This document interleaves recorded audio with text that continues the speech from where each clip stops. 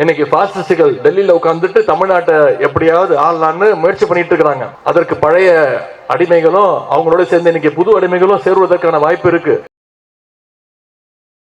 இன்னைக்கு நம்ம எல்லாம் கூகுள் மேப் யூஸ் பண்றோம். ஆனா கூகுள் மேப் இல்லாத காலத்துல சென்னையோட மேப்பா இருக்கக்கூடியது இங்க வந்திருக்கக்கூடிய ஆட்டோ ஓட்டுநர்கள் நீங்க தான். அந்த அளவுக்கு சென்னையினுடைய ஒவ்வொரு சாலையும் ஒவ்வொரு தெருவையும் அக்யூரேட்டா தெரிஞ்சு வச்சிருக்கக்கூடியவங்க நீங்க. அப்படிப்பட்ட ஆட்டோ ஓட்டுநர்கள் உங்களை சந்திச்சு உங்களோட பொங்கல் கொண்டாடுறது எனக்கு கூடுதல் மகிழ்ச்சி. இந்த நேரத்தில் நம்முடைய அமைச்சர் அண்ணன் மாசு அவர்களுக்கு என்னுடைய ஸ்பெஷல் வாழ்த்துக்களை நான் தெரிவித்துக் கொள்கின்றேன்.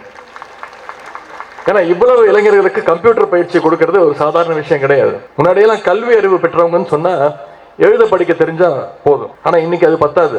இப்ப கல்வி அறிவுன்னு சொன்னா கண்டிப்பா கம்ப்யூட்டர் தெரிஞ்சுக்கணும்னு சொல்றாங்க. இனி வரக்கூடிய காலத்துல பிசிக்கல் ஸ்கில் அதை தவிர டிஜிட்டல் ஸ்கில்ஸ் இருக்கிறவங்களுக்கு தான் இன்னைக்கு எதிர்காலம் இன்னும் பிரகாசமாக இருக்கின்றது. அந்த வகையில் இங்க இருக்கக்கூடிய 1500 மாணவ மாணவிகளுக்கு கம்ப்யூட்டர் பயிற்சி கொடுத்து அவங்களோட எதிர்காலத்தை இன்னைக்கு ஒளிமயமாக ஆக்கி கொண்டிருக்கிறார் அண்ணன் மாசு அவர்கள். அவருக்கு என்னுடைய வாழ்த்துக்களை தெரிவித்துக் கொண்டேன். ஒரு காலத்துல நம்முடைய இளைஞர்களுக்கு தகுதி திறமை கிடையாதுன்னு ஒதுக்கி வச்சாங்க. ஆனா நம்முடைய இளைஞர்கள், தமிழ்நாட்டு இளைஞர்கள் எங்களுக்கு வாய்ப்பு கொடுத்து பாருங்க, நாங்களும் சாதிச்சு காட்டுவோம் என்பதற்கு சொன்னாங்க. அதை இன்னைக்கு செஞ்சு காட்டிட்டு இருக்கிறாங்க. அதற்கு சாட்சியாகத்தான் இன்னைக்கு இத்தனை மாணவிகள் இளைஞர்கள் நீங்க உட்கார்ந்து இருக்கிறீங்க. இன்னைக்கு இத்தனை மாணவிகள் படிச்சிருக்கிறீங்க, இவ்வளவு முன்னேறிக்கிறீங்கன்னா அதற்கு வெளிநாட்டுல போய் வேலை செஞ்சுட்டு இருக்காங்க, பல உயர் பதவிகள்ல உட்கார்ந்து இருக்கிறாங்க பன்னாட்டு கம்பெனிகளுடைய பொறுப்புகள்ல. அதற்கு மிக மிக முக்கிய காரணம்னா, அடிப்படை காரணம் என்னன்னா, பேரறிஞர் அண்ணா அவர்கள் கொண்டு வந்த அந்த இருமொழி கொள்கை என்பதை யாராலும் மறுக்க முடியாது.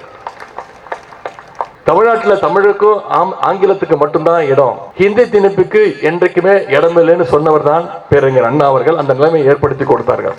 அப்படி இருமொழி கொள்கை மூலமா முன்னேற நம்மள இன்னைக்கு ஒரு குரூப் திட்டம் போட்டு ஒன்றிய பாஜக அரசு இன்னைக்கு மீண்டும் மும்மொழி திட்டத்தை கொண்டு வந்து ஹிந்திய மீண்டும் நம்ம மேல திணிக்கிறதுக்கான முயற்சியில் ஈடுபட்டு இருக்கிறாங்க. அதற்காக கொண்டு வரப்பட்டதுதான் நியூ எஜுகேஷன் பாலிசி, புதிய கல்விக் கொள்கை திட்டம். இந்த புதிய கல்விக் கொள்கை திட்டத்தை கொண்டு வந்தப்போ எல்லா மாநிலங்களும் ஏத்துக்குச்சு. ஆனா நம்முடைய முதலமைச்சர் மட்டும் ஏத்துக்க மாட்டேன்டார். ஏன்னா இந்த புதிய கல்விக் கொள்கையில திருப்பி எப்படியாவது இந்திய தமிழ்நாட்டுக்குள்ள திணிக்கணுங்கிற முயற்சியில ஈடுபட்டு இருக்கிறாங்க. மீண்டும் சமஸ்கிருத மொழியை தமிழ்நாட்டுக்குள்ள எப்படியாவது திணிக்கணும்னு அந்த புதிய கல்விக் கொள்கையில அந்த அம்சங்கள் இருக்கு. மீண்டும் குலக்கல்வி திட்டத்தை எப்படியாவது தமிழ்நாட்டுக்குள்ள திணிக்கணும்னு புதிய கல்விக் கொள்கையை சொல்றாங்க. ஒன்றிய அரசு நம்ம கட்டிருக்கக்கூடிய வரி பணத்தை பிரிச்சு நமக்கு கொடுக்கணும். கல்வி நிதியா மட்டும் தமிழ்நாட்டுக்கு ஒவ்வொரு வருஷமும் 2500 கோடி கொடுக்கணும். ஒன்றிய அரசு பிரிச்சு கொடுக்கணும், ஒன்றிய பாஜக அரசு பிரிச்சு கொடுக்கணும். ஆனா தமிழ்நாட்டுக்கு மட்டும் சென்ற வருடத்துக்கு கொடுக்கல. ஏன்னு கேட்டீங்கன்னா சொல்லிட்டாங்க, புதிய கல்விக் கொள்கையை ஏத்துக்க மாட்டேங்கிறீங்க, கொடுக்க முடியாது, ஏத்துக்கிட்டா கொடுக்கறோம்னு சொல்லி மிரட்டி பார்த்துச்சு ஒன்றிய அரசு. ஆனா நம்முடைய முதலமைச்சர்கள் சொன்ன தெரியுமா, நீங்க புதிய கல்விக் கொள்கை மூலமாக மீண்டும் இந்திய திணிக்க பாக்குறீங்க, சமஸ்கிருதத்தை கொண்டு வர பாக்குறீங்க.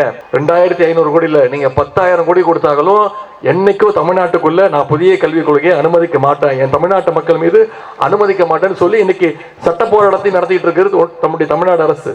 அன்றைக்கு மட்டுமல்ல, இன்றைக்கும் இந்தி திணிப்பை தமிழ்நாடு எதிர்க்கும். ஏன்னா இது பேரறிஞர் அண்ணா அவர்கள் பற்ற வைத்த தீ, தலைமுறை தலைமுறையாக பரவி கொண்டிருக்கக்கூடிய தீ. இன்னைக்கு அண்ணா வழியில, கலைஞர் வழியில தான் நம்முடைய முதலமைச்சர் அவர்கள் ஆட்சி நடத்திட்டு இருக்கிறார். இப்படி மொழி உரிமை, நிதி உரிமை, மாநில உரிமைன்னு இன்னைக்கு இந்தியாவில் இருக்கக்கூடிய அனைத்து முதலமைச்சர்களுக்கும் ஒரு எடுத்துக்காட்டாக வழிகாட்டியாக இருக்கக்கூடியவர் தான் நம்முடைய முதலமைச்சர் அவர்கள். அதுக்கு ஒரே ஒரு எடுத்துக்காட்டை இங்க குறிப்பிட விரும்புகின்றேன். சமீபத்தில் நீங்க தொலைக்காட்சியில பார்த்திருப்பீங்க, ஜம்மு காஷ்மீருடைய முன்னாள் முதலமைச்சர், ஜம்மு காஷ்மீர் மக்கள் ஜனநாயக கட்சியினுடைய தலைவர், அவங்க பெயர் மெஹபூபா முஃப்தி அவர்கள். அவங்க காஷ்மீரை சேர்ந்தவங்க. காஷ்மீர்ல பத்திரிகையாளர்களை சந்திக்கிறாங்க. பத்திரிகையாளர் கேட்கிற கேள்விக்கெல்லாம் பதில் சொல்றாங்க. அவங்களுடைய தாய்மொழி காஷ்மீரியில பேசிட்டு இருக்காங்க. அப்ப பத்திரிகையாளர்கள் குறுக்கிட்டு அவங்க கிட்ட சொல்றாங்க, ஆமா நீங்க வந்து உருதுல பேசுங்க, இல்ல இந்தியில பேசுங்க அப்படின்னு குறுக்கிட்டு சொல்லும் பொழுது அம்மையார் அவர்கள் சொல்றாங்க, அந்த ஜம்மு காஷ்மீர் மக்கள் ஜனநாயக கட்சியினுடைய முன்னாள் முதலமைச்சர் அவர்கள் மெஹபூபா முஃப்தி அவர்கள் சொல்றாங்க,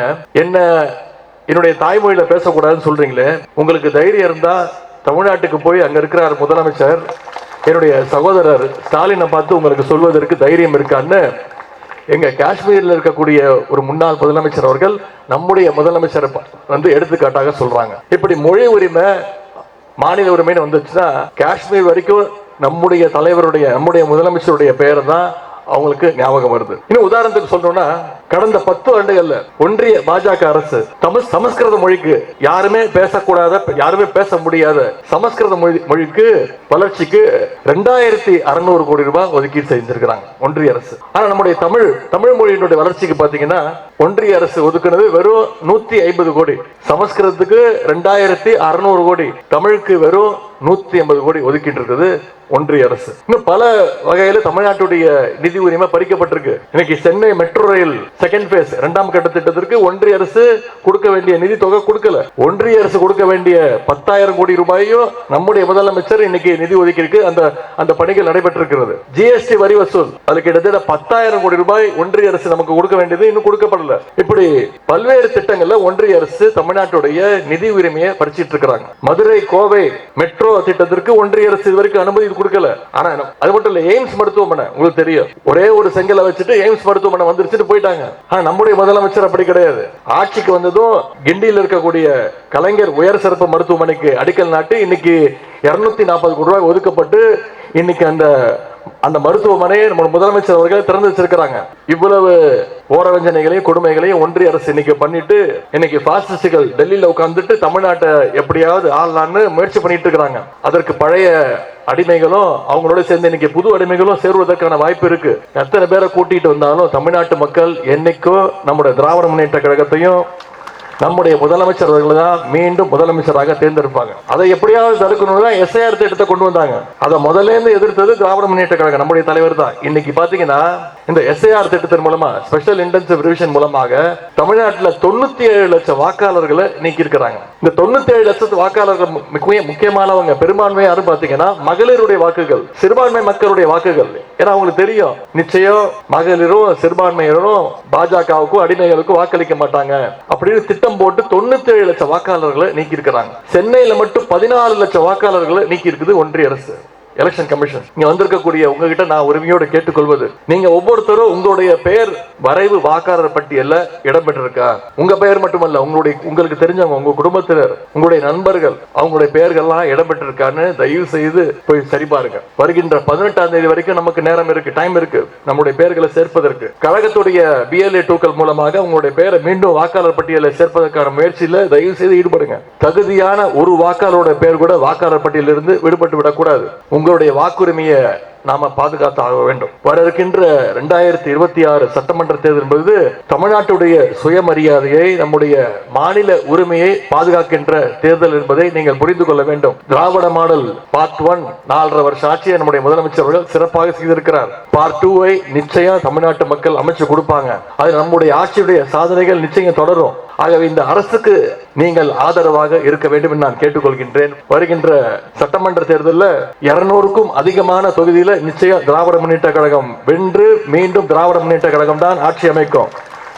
மீண்டும் நம்முடைய முதலமைச்சர் தான் முதலமைச்சர் உட்காருவார். அதற்கு தொடக்கமாக இந்த சென்னை தெற்கு மாவட்டமும் இந்த சைதாப்பேட்டை தொகுதியும் வெற்றியும் நிச்சயமாக இருக்க வேண்டும்.